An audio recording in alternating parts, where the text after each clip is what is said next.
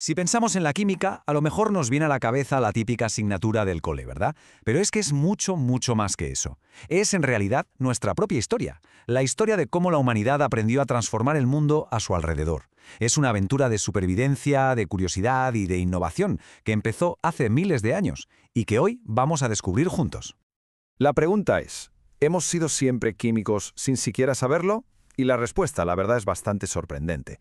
Porque aunque la ciencia de la química como tal es relativamente moderna, la práctica de transformar la materia es tan antigua como nosotros mismos. A ver, pensemos en el que fue seguramente el primer gran avance de la humanidad, el control del fuego.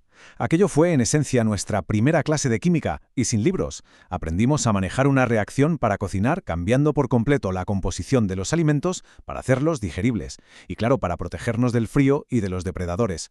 Y claro, con esa herramienta tan potente, el fuego, dimos otro salto increíble, la cerámica. Parece simple, ¿no?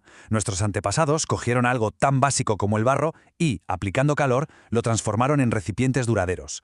Pura química aplicada, miles de años antes de que existiera el primer laboratorio. Y de ahí el siguiente paso fue todavía más revolucionario, la Edad de Hierro. Aprendimos a cocinar rocas para sacarles los metales y poder forjarlos creando herramientas y armas muchísimo más resistentes. De nuevo, la base era la misma, aplicar energía para provocar un cambio químico y obtener algo nuevo y mejor.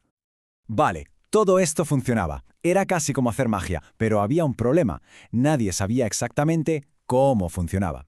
Y es justo aquí donde la historia cambia, donde pasamos de la simple práctica a la ciencia que busca, precisamente, entender ese cómo. Y esa búsqueda del cómo es lo que nos lleva a la definición que tenemos hoy de química. Porque, ojo, no se trata solo de saber de qué están hechas las cosas. Lo realmente fascinante es entender cómo interactúan entre sí, cómo se transforman y por qué se comportan de una manera y no de otra. Para entenderlo, imaginemos que la química tiene un zoom superpotente. Empezamos por algo que podemos tocar, la materia. Hacemos un poco de zoom y vemos que está hecha de compuestos. Nos acercamos más y ahí están las moléculas. Y si llevamos el zoom al máximo, a lo más pequeño de todo, llegamos a la unidad fundamental, los átomos. La metáfora es buenísima, ¿verdad? Los átomos son como los ladrillos del universo. Cada tipo de átomo, oxígeno, carbono, hierro, es un ladrillo de un color o forma diferente. Y combinándolos de mil maneras, se construye absolutamente todo lo que conocemos, desde el agua que bebemos hasta el aire que respiramos. Pero claro, llegar a entender estos ladrillos no fue un camino de rosas, ni mucho menos. Fue una auténtica revolución en la forma de pensar, un viaje que nos llevó desde el misticismo de la alquimia hasta el rigor de la ciencia. Aquí está el kit de la cuestión. La alquimia era, otra cosa.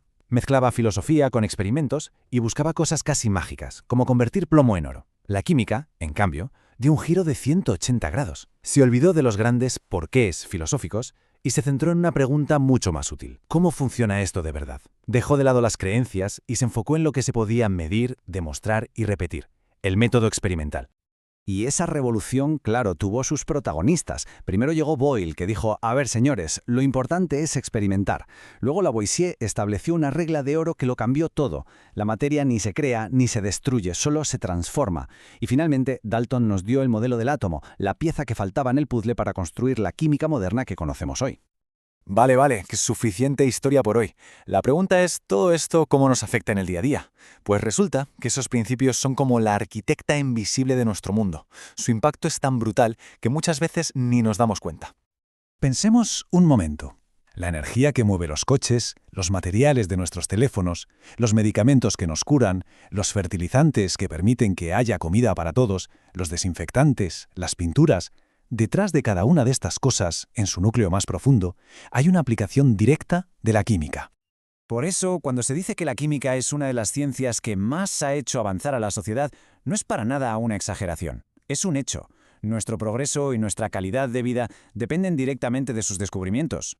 De hecho, es tan importante que las Naciones Unidas decidieron, en 2011, dedicarle un año entero, el Año Internacional de la Química. Fue una forma de decir a todo el mundo, ojo, que esta ciencia que a veces parece tan lejana es en realidad absolutamente esencial para nuestro bienestar.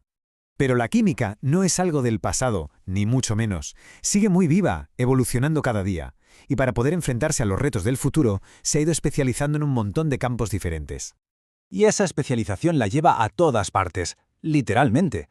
Tienes la bioquímica, que se mete de lleno en los secretos de la vida, la química farmacéutica, que diseña los medicamentos del futuro, la ambiental, que lucha por proteger nuestro planeta, y hasta la astroquímica, que se pregunta de qué demonios están hechas las estrellas.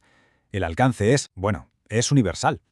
Y es por todo esto que a menudo se la llama la ciencia central. ¿Por qué? Pues porque no es una disciplina que va por su cuenta, sino que es el pilar sobre el que se apoyan muchas otras. Es imposible entender bien la biología, la geología o la medicina sin entender primero la química que hay detrás de todo ello. Así que, si lo pensamos, hemos visto cómo transformar la materia nos ha llevado desde las cuevas hasta la era espacial. La gran pregunta que queda ahora en el aire es, con todos los desafíos que tenemos por delante, como el cambio climático o las nuevas enfermedades, ¿cómo va a definir la química el futuro que nos espera?